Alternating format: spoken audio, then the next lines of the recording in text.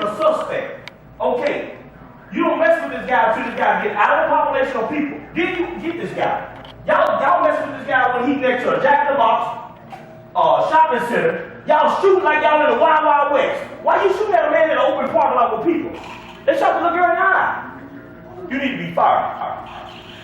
There is a new police brutality story that is angering many people, especially those that are living in the Seattle area, because it involves a cop who was caught on camera punching a woman while she was handcuffed.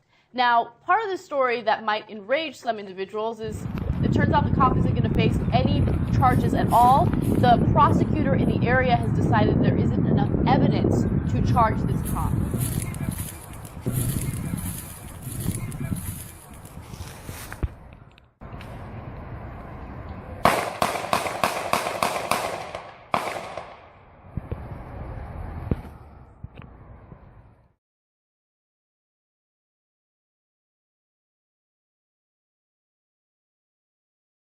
Just messed up how these laws is, man. But like I said, I was happy when they hit them with that murder charge, because most of the time they always justify everything these laws do.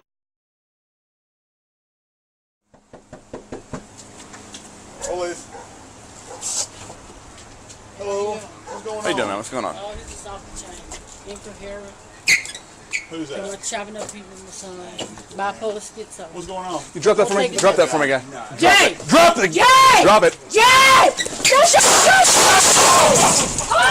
you can't watch out! Oh, you can't watch out! Bravo 7 Drop it. Shots fired. Cover code 3. Drop that. Drop it. Drop it. Put it down. They coming up with all kinds of tactics to kill blacks and Mexicans, man. That's why we got to get together, man, as brothers and brothers in Christ, man, and link together, man, and take back our own neighborhoods.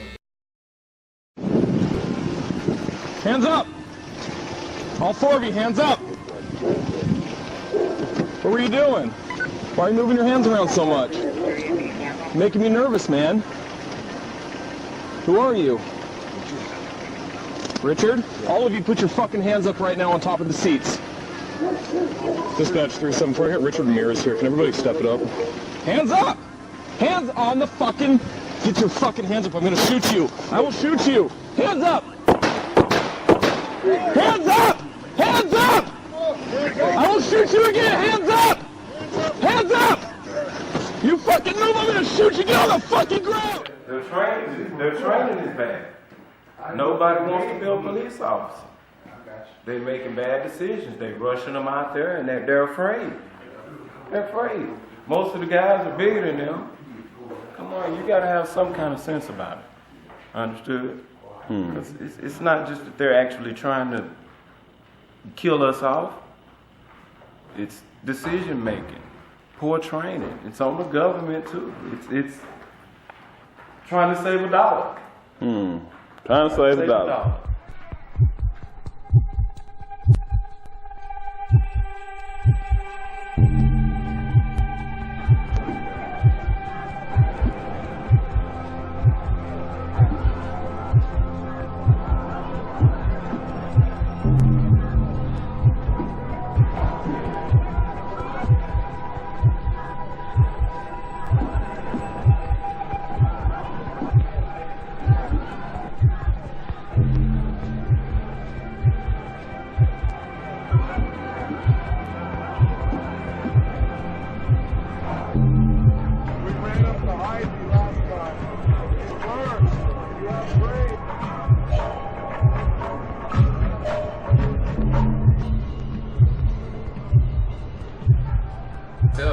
I just don't understand it. I mean, it's a shame that, you know, our police departments are here to protect and serve, but anytime we get in a situation where we encounter an officer, you know, we, have to make judgment. And granted, all of them are not like that, just shoot first and ask questions later. But, I mean, where does that put us, in a position, when we encounter, our peace officers or whatever? You know what I'm saying?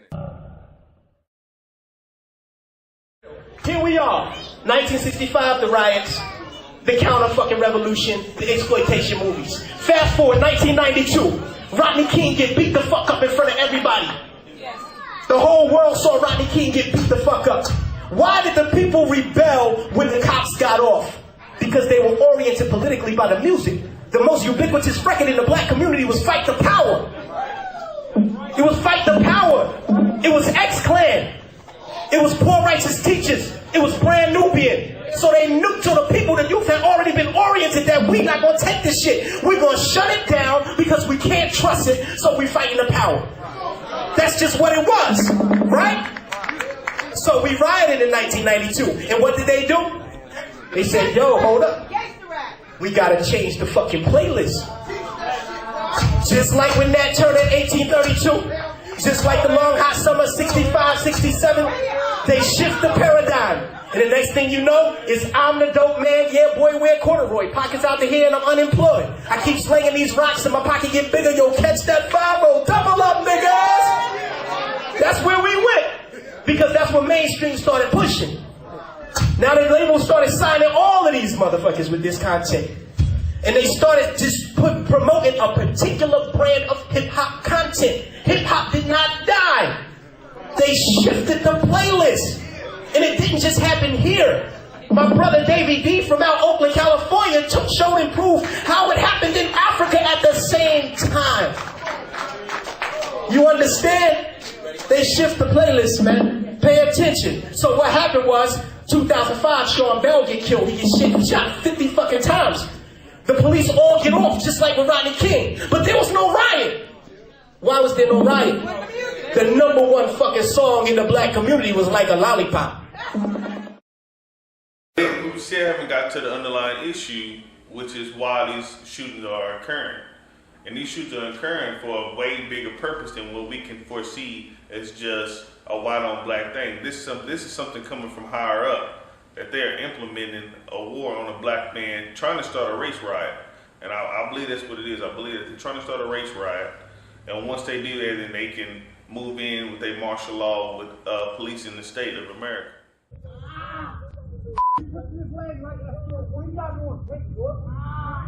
Ray, his leg look broke. Look at his leg. Look at his leg. That boy leg look broke. His leg broke and y'all dragging him like that. The national tension around police brutality is focused right here in Baltimore after a 25-year-old critically injured in police custody last week died from his injuries. WJZ is live at Baltimore Police Headquarters. Derek Valcourt has the outrage around the case and the new reaction from the mayor, police, and attorneys for the man's family. Derek? Well, this really is grabbing national headlines. The mayor and the police commissioner vowing to get to the bottom of what really happened to this man. But tonight, many in this community are already calling it murder.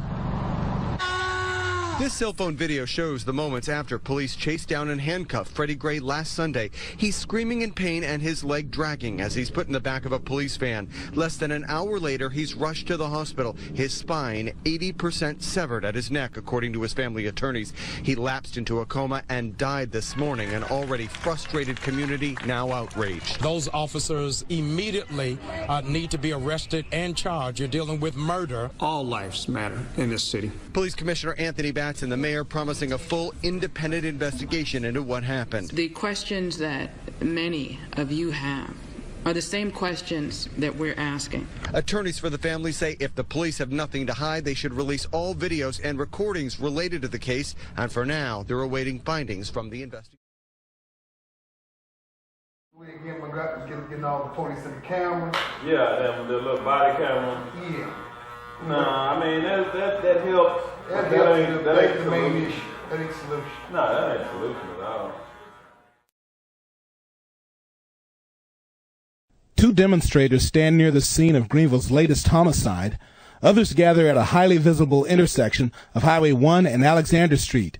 Their message is simple: stop the killing. Violence, murders are nonsense. They are ridiculous and should not be happening. Reverend Frank Hall is among those who have been hitting the streets of Greenville, calling on people to come together. They want members of gangs to participate in the dialogue and begin a ceasefire. They also want families and others who are touched by domestic violence to get involved.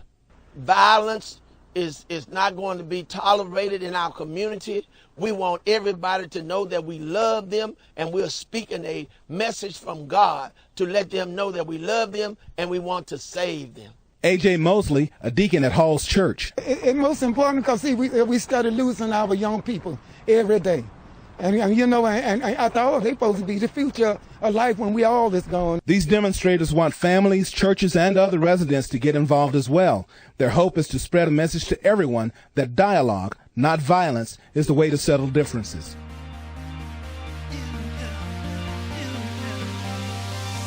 Time is of the essence, so I'ma take control of my own future. Start this revolution. I got some bigger, better, and smarter balling inside of me, and it's trying to get out of me.